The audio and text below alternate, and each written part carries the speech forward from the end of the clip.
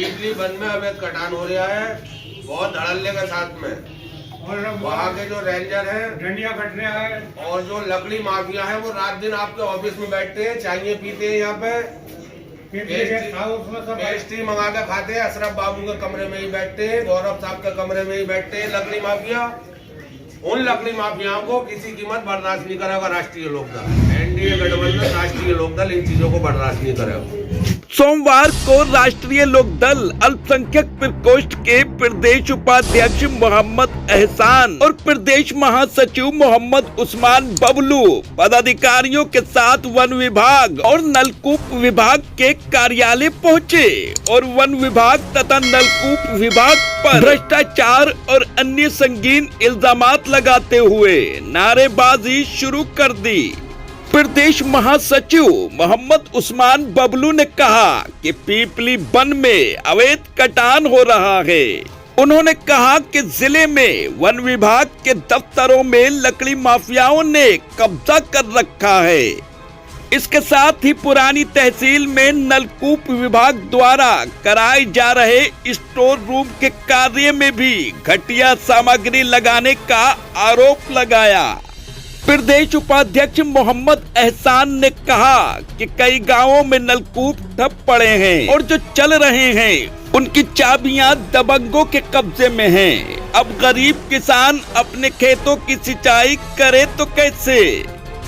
इस मौके पर दोनों विभागों के अधिकारियों की गैर मौजूदगी में कार्यालय के उप अधिकारियों को ज्ञापन सौंपा। दोनों नेताओं ने वन अधिकारी से फोन पर बात की और उन्हें जन शिकायतों से अवगत कराया। प्रदेश महासचिव मोहम्मद उस्मान बबलू ने बताया कि रालोद अल्पसंख्यक प्रकोष्ठ इन दिनों किसानों मजदूरों से जुड़े सरकारी विभागों के कार्यालयों के दौरों का अभियान चला रहा है। इसी सिलसिले में सोमवार को वन विभाग और नलकूप विभाग का दौरा किया। रामपुर से रेड हैंडेड समाचार पत्र के लिए मोहम्मद अमान खान के साथ इकबाल खान की रिपोर्ट। वन विभाग आने का मामला यह है, पीपली वन में आपके नॉलेज में होगा, आप पत्रकार लोग हैं, कि अवैध कटान जो है बराबर जारी है। यहाँ के कर्मचारियों की मिलीभगत से, रेंजरों की मिलीभगत से वहाँ पर अवैध कटान होता है। वहाँ के गेस्ट हाउस में मुर्गे, मुसल्लम, शराब, कबाब सब मतलब जो ये इस्तेमाल करते हैं और वहां पर बेशकीमती पेड़ों का अवैध कटान कराने का काम वन विभाग के लोग करते हैं, जिसे राष्ट्रीय लोकदल एनडीए गठबंधन किसी भी कीमत पर बर्दाश्त नहीं करेगा। और यहाँ पर जो परमिट का सिस्टम है, इनका परमिट जो है, एक बात सुनो, एक ही व्यक्ति के हाथों दिया जाता है। जो यहाँ पर बेचू नाम के एक व्यक्ति है, वो परमिट के सारे काम को देखते हैं। परमिट, एक बात सुनो, कोई भी व्यक्ति आता है उससे मोटी रकम वसूल के 5-5 हजार 10-10 हजार पेड़ के माध्यम से परमिट देकर किसानों से अवैध उगाही की जा रही है। मतलब जो है पूरा भ्रष्टाचार का बोलबाला वन विभाग के अंदर है।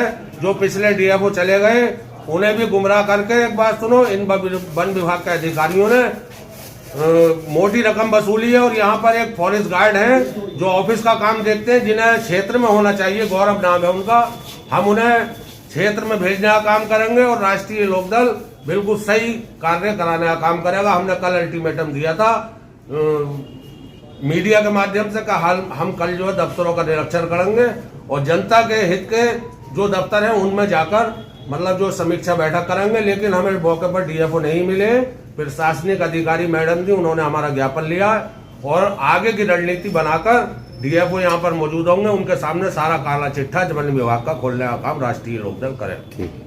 वन विभाग रामपुर का व्यापक पैमाने पर भ्रष्टाचार में डूबा हुआ, इतना डूबा हुआ है कि एक चपरासी से लेके और सारे रेंजर मिलके पूरे मतलब ये वन विभाग को लूटने का काम कर रहे हैं। जो पीपली का वन है बड़ा ऐतिहासिक वन है और उसमें स्टेट के टाइम से ही मतलब एक दरगाह भी है, एक मंदिर भी है और बहुत मतलब ये बड़ा गेस्ट हाउस बना हुआ है, क्योंकि उस गेस्ट हाउस की सीमा से मिला हुआ उत्तराखंड है। और वहाँ जो मुजाहिद अली रेंजर हैं व्यापक पैमाने पर वहाँ के स्थानीय लोगों से, तस्करों से मिलकर बेशकीमती लकड़ी का कटान करा रहे हैं सलारपुर ऑफिस पे वो बैठते नहीं हैं, वो गेस्ट हाउस में रंगरलियाँ मनाते हैं रात को, और गदरपुर में मतलब ये होटल में सोते हैं। वहाँ का सलारपुर ऑफिस चंद फॉरेस्ट गार्डों के हाथों में चल रहा है। एक दिन मैंने औचक निरीक्षण करा तो वहाँ 3 फॉरेस्ट गार्ड नई भर्ती के थे, जिसमें महिला थी, वो स्टेनो का काम देख रही थी। उन्होंने कोई संतोषजनक उत्तर नहीं दिया। पिपली के रेंजर हों चाहे स्वार के रेंजर हों, लेकिन वो सुनने को तैयार नहीं है, फ़ोन नहीं उठाते, जनप्रतिनिधियों को फ़ोन नहीं उठाते।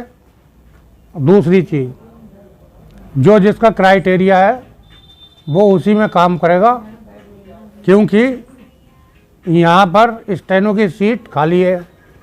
मुर्दाबाद के स्टेनो को चार्ज हुआ है, तो 3 दिन वो वहाँ बैठे हैं, 3 दिन यहाँ बैठे हैं। एक गौरव सक्सेना नाम के व्यक्ति हैं, वो मतलब ये फॉरेस्ट गार्ड हैं, तो फॉरेस्ट गार्ड ऑफिस में नहीं बैठ सकता। वैसे तो परमिट का काम यहाँ के अशरफ बाबू हैं, सीनियर बाबू हैं, उन्हें दिया हुआ है, लेकिन बेचू जो हैं वो डीएफओ साहब के ड्राइवर हैं, ना कि कोई बाबू हैं। लेकिन सारे परमिट, सारे रजिस्टर, सब कुछ वही साइन कराते हैं, और नए लाइसेंसों पे जो ऑनलाइन फीस जमा होती है लगभग 5 से 7 लाख रुपए उस पर वसूले जा रहे हैं। स्थान परिवर्तित करने पर मतलब ये 3-4 लाख रुपए वसूले जा रहे हैं। अब क्योंकि साल बदला तो रिन्यूअल होंगे, जो शासन से फीस कटती है वो ऑनलाइन कटती है, तो 30 से 50 हज़ार रुपये तक उन पर भी विभाग द्वारा वसूले जा रहे हैं, जिसे राष्ट्रीय लोकदल किसी भी दशा में बर्दाश्त नहीं करेगा।